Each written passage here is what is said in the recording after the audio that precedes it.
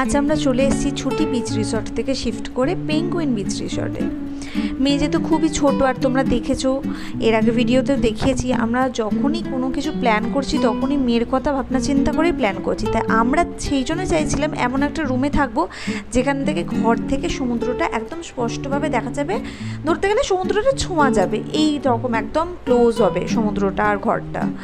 তো ইচ্ছা থাকলে তো সবসময় ফুলফিল করা যায় না স্বপ্ন, বাট এই ক্ষেত্রে ফুলফিল হয়েছিল এই রিসর্টে ওশিয়ানা রুমের থাকার দৌলতে। এই রুমটা স্পেশাল ব্যাপার যেটা হলো, দুদিকে দেয়ালটা ছিল ট্রান্সপারেন্ট কাঁচ দিয়ে তৈরি।